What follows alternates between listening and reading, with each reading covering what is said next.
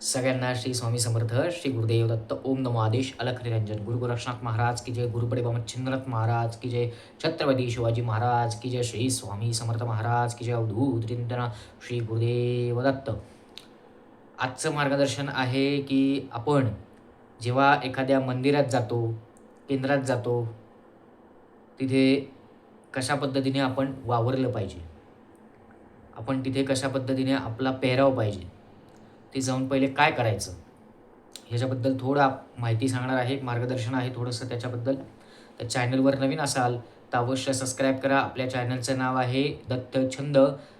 या दत्तछंद या चॅनलवर आपण गुरुचैत्राची माहिती, गुरुचैत्र पाण्याबद्दल माहिती तुम्हाला मिळेल, नवनाथ पारायणाबद्दल माहिती मिळेल, त्याच्यानंतर दिंडोरी प्रणित मार्गाबद्दल आपल्याला माहिती मिळेल, शंकर महाराजांबद्दल माहिती मिळेल, अशी आध्यात्मिक अनेक प्रकारे आपल्याला माहिती मिळेल.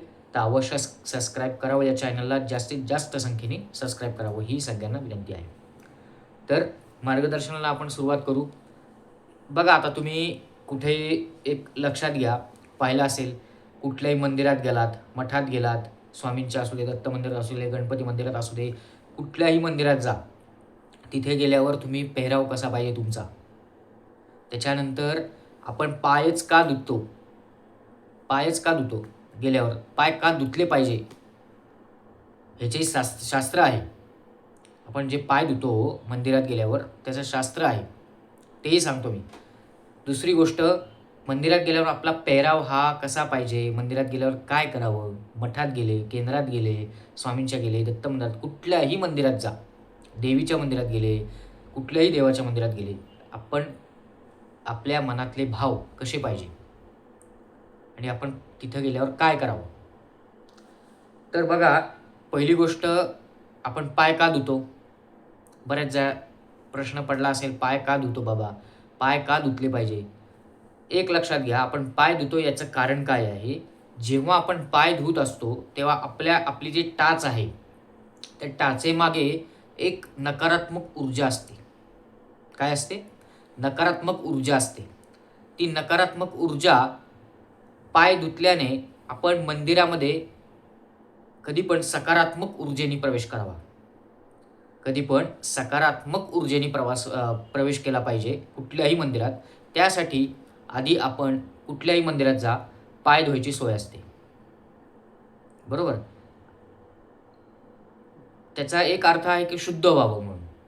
तो तर बरोबर आहे, कारण आपण कुठेही गेलं, महाराजांच्या ठिकाणी गेलं, कुठल्याही मंदिरात गेलं तरी आपण पवित्र झाल्याशिवाय तर जाऊ शकत नाही, बरोबर. पण पवित्र नुसतं आपलं शरीरानेच व्हायचं का? शरीरानेच पवित्र व्हायचं का? नाही, मनाने पण तेवढं पवित्र झालं पाहिजे. मंदिरात गेल्यावर तुम्हाला मन प्रसन्न होतं का? तर होतं. मग का होतं? कारण तिथली पॉझिटिव्हिटी, तिथली सकारात्मकता, तिथलं महाराजांचा किंवा तिथल्या मंदिराचा परिसर हा मंत्रोच्चाराने दुमदुमलेला असतो. मग या सकारात्मकतेमुळे आपल्या शरीरात बदल होतात. ह्यात आपली सकारात्मकता तिथं पाहिजे. आपलं डोकं शांत पाहिजे. तिथं न गडबड करता, न गोंधळ करता आपण फक्त देवाकडे बघितलं पाहिजे, शांत राहिलं पाहिजे. त्यासाठी आपण पाय धुतो. पाय धुतल्यावर काय होतं, ती जी टाचेची जी बाजू आहे तिथं नकारात्मकता असते. मग ती नकारात्मकता पाण्यात निघून जाते सगळी बाहेर, आणि मग आपण शुद्ध मनाने पाय धुतल्यावर महाराजांकडे पोचतो किंवा त्या मंदिरामध्ये जातो, बरोबर. आता मंदिरामध्ये गेल्यावर आपण पेहराव कसा पाहिजे आपला मंदिरामध्ये जाण्यासाठी? शुद्ध पेहराव पाहिजे. बरेच लोक कसेही कपडे घालतात. पॅन्टा म्हणजे तुमच्या जीन पॅन्ट, हे पॅन्ट, नंतर तोकडे कपडे. अजिबात तसं नाही. हिंदू धर्माप्रमाणे, शास्त्राप्रमाणे साडी नेसावी बायकांनी, स्त्रियांनी. त्याच्यानंतर तुम्हाला पंजाबी ड्रेस असेल, पंजाबी ड्रेस घाला. पुरुषांनी हाफ चड्ड्या घालतात, बरमुडा घालतात, कसंही जातात. अजिबात ते योग्य नाही आहे. अजिबात योग्य नाही. तुम्ही मंदिरात जाताय, लक्षात घ्या, त्याचं पावित्र्य राखलं पाहिजे. तुम्हाला पूर्ण मंगल वेशात जायला पाहिजे. शर्ट पॅन्ट व्यवस्थित घाला, स्त्रियांनी साडी नेसा, पंजाबी ड्रेस घाला, तोकडे कपडे घालू नका, अशा पद्धतीने जा. दुसरी गोष्ट, तिथं गेल्यावर आपलं मन शांत पाहिजे. आता मी बऱ्याच ठिकाणी बघितलेले आहे, आरती चालू असते, बरेच लोक नुसते ओरडतात. का ओरडतात? काय ते देवाला ऐकून त्रास होतो? ओरडायचं मग का ओरडायचंय? का ओरडून तुम्हाला काय मिळतंय ते ओरडून? बरेच ठिकाणी बघितलेले, बरेच खूप आरडाओरडा करून ती आरती करतात. काय त्यात त्यांना मिळतं मला हे अजिबात आजपर्यंत कळलेलं नाही आहे. आरडाओरडा करून काय त्या आरतीतनं साध्य करायचं असतं का लोकांना दाखवायचं असतं? दिखाऊपणा कधीच करू नका.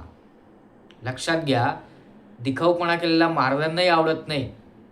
मला पहा आणि फुलं वाहा, हे असं अजिबात नाही पाहिजे. म्हणजे दिसायला दिसतंय कारण मनात असतं वेगळंच, असं नाही पाहिजे. नुसतं नमस्कारापुरतं नाही ठेवायचं, आत्मिक भावना निर्माण झाली पाहिजे. म्हणून सांगतो, जप करा, साधनेला लागा, साधना करा. तुम्ही जेवढं साधनेत बसाल तेवढं तुम्हाला स्वतःला ओळखता येईल. मुझे वही जानता है जो खुद को समजता है, शंकर महाराजांचं वाक्य आहे. महाराजांना समजणं कसं आहे?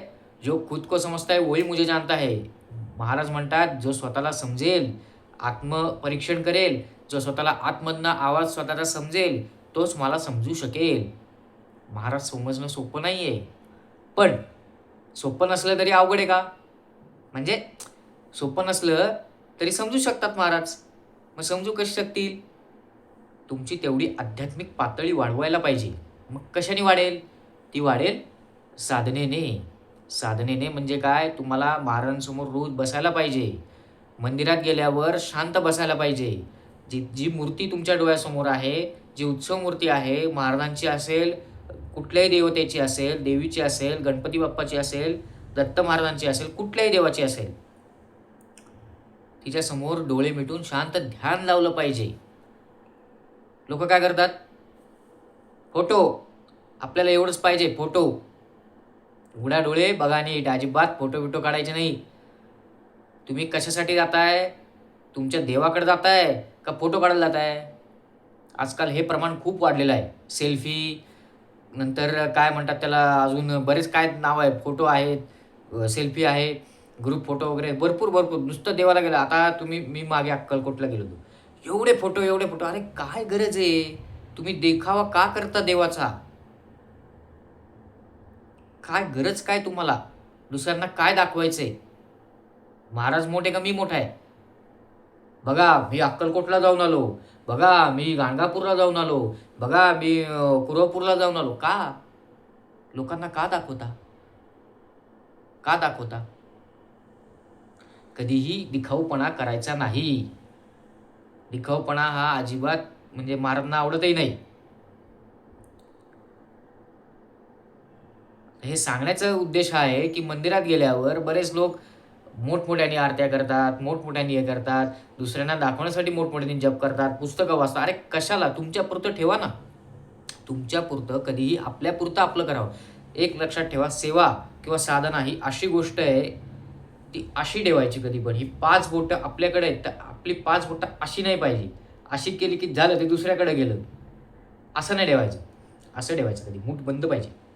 झाकली मूठ 1.25 लाखाची. आपण काय म्हणतो? झाकली मूठ 1.25 लाखाची. 1.25 लाख म्हणजे किती होतात? लक्षात आहे ना? 1.25 लाखाची असते झाकली मूठ. कशाला म्हणतात 1.25 लाख? त्याला म्हण काय अशी? झाकली मूठ 1.25 लाखाची. ती मणिपुरती म्हण नाही आहे. तिचा मतित अर्थ काय आहे? झाकली मूठ 1.25 लाखाची म्हणजे आपली सेवा, आपली साधना, अध्यात्म हे असं राहिलं पाहिजे का असं राहिलं पाहिजे? असं नाही राहिलं पाहिजे. असं राहिलं पाहिजे. न कोणाला कळता गुप्त स्वरूपात पाहिजे सगळं. तुम्ही गुप्त राहा, गुप्त ठेवा सगळं. जेवढं गुप्त ठेवाल तेवढं तुमच्यासाठी चांगलं आहे. समजलं? पाला पाचोळ्यातनं जायचं, पण कोणाला आवाज नाही झाला पाहिजे. जंगलामध्ये जाताना इतका पाला पाचोळा असतो, पण त्याच्यात असं जायचं की एकाही पानाचा आवाज झाला नाही पाहिजे. आता त्या पानाचा आवाज कसा होऊ द्यायचा नाही हे आपल्यावर आहे. सर्वस्वी आपण जबाबदार आहे त्याला. मग तुम्ही हळू चाला किंवा जोरात चाला किंवा कमी जोरात चाला किंवा मध्यम चाला. मग ते आवाज होऊ द्यायचा का नाही द्यायचा हे आपल्यावर आहे. आवाज आला की प्राणी तुम्हाला खाणार, त्याचं भक्ष ते बघणार, अरे बाबा आवाज झाला, कोणतरी इथं आलंय. मग तुम्हाला आवाज न होऊ देता त्या वाटेवरनं जायचे, दबकत दबकत दबकत दबकत का होईना, पण आवाज नाही होऊ द्यायचा. तसंच उदाहरण हे का दिलं? सेवेचं आहे, साधनेचं आहे. आवाज न करता अगदी शांतपणे सेवा करायची, साधना करायची, दुसऱ्याला काही सांगायचं नाही, गुप्त ठेवायची. मंदिरात गेल्यावर शांत राहायचं, ध्यान लावायचं, जप करायचा. ज्या देवतेशी तुम्ही तिथं गेलेला आहात, जी देवता उत्सव मूर्ती पुढे आहे, त्याचा जप जास्तीत जास्त करायचा, ध्यान लावायचं, शांत मन लावून बसायचं. जो काही उत्सव मूर्ती असेल त्याला नमस्कार करायचा, काहीही मागायचं नाही. बरेच लोक मला हे पाहिजे, ते पाहिजे, अमकं पाहिजे, तमकं पाहिजे, डमकं पाहिजे, सोम्या आला, गोम्या आला, सगळे मागतात. अजिबात मागायचं नाही. नुसता नमस्कार करायचा, मन भरून त्याचे डोळे पाहायचे, मन भरून सगळं पाहायचं शरीर, आणि आपल्या अंतःकरण हे शुद्ध ठेवायचं, मन शुद्ध ठेवायचं, आणि चांगल्या अंतःकरणाने त्यांना नमस्कार करायचा, की सगळ्यांचं चांगलं होऊ देत ही प्रार्थना करायची, ना की मला हे पाहिजे, ते पाहिजे, आपण हेच मागत बसतो. असं नाही करायचं. अशा प्रकारे मंदिरात गेल्यावर तुम्ही जर गेले आणि ध्यान लावलं, अवश्य तुम्हाला फरक पडेल. बघा, तर दुसरीकडे कुठं लक्ष द्यायचं नाही, मोबाईल जास्त घ्यायचा नाही. तिथं बसतात, जे काही उत्सव मूर्ती आहे तिथं तुम्ही नमस्कार करतात, प्रदक्षिणा मारून आली की तिथं बसले की ती जागा कशाची असते? ध्यान लावायची असते, जप करण्याची असते. तिथं बसतात आणि मोबाईल खेळत बसतात, रील पाहत बसणार, यूट्यूबवर, इंस्टाग्रामवर. हे असे उद्योग करतात. आजची तरुण पिढी, पुढची पिढी घडवायची असेल तर ह्या गोष्टी तुम्हाला बंद कराव्या लागतील. लक्षात घ्या, कलियुग आहे. कलीचा काळ हा पुढचा खूप अवघड आहे. आपण विनाशाकडे चाललेलो आहोत. जर विनाशाकडे चाललेलो आहोत, पुढे संकट भरपूर येणार आहेत. या वर्षात असू देत, पुढच्या वर्षात असू देत, पुढची वर्ष ही संकट येतच राहणार. नैसर्गिक आपत्ती ही येतच राहणार आहे. यातनं जर तुम्हाला वाचायचं असेल तर अध्यात्माशिवाय पर्याय नाही. पूर्णपणे अध्यात्माला शरण जा आणि मग बघा काय फरक पडतो ते. तुम्ही जर सेवा आणि साधना करायला लागले महाराजांची, तर तुम्हाला अवश्य फरक पडेल. महाराज कायम पाठीशी असतात. दत्त महाराज असतील, स्वामी महाराज असतील, पाठीशी असतात. देवी आई असेल, कायम पाठीशी असतात. संरक्षण तयार होतं तुमच्या भोवती. तुम्ही जेवढी साधना वाढवाल, जेवढं सेवा वाढवाल, तुमच्या चेहऱ्यावर एक तेज येत राहील. बघा, एक प्रकारे तेज येतं. तुमच्या बोलण्यामध्ये, वाणीमध्ये फरक पडतो. असे बदल होत राहतात. आध्यात्मिक प्रगती करा. तर झालेली सेवा, आज हेच मार्गदर्शन होतं. झालेली सेवा मी महाराजांचरणी रुजू करतो. श्री स्वामी समर्थ, श्री गुरुदेव दत्त. ओम नमो आदेश अलख निरंजन. गुरु गोरक्षनाथ महाराज की जय. गुरु बडे बाबा चिन्हनाथ महाराज की जय. श्री स्वामी समर्थ.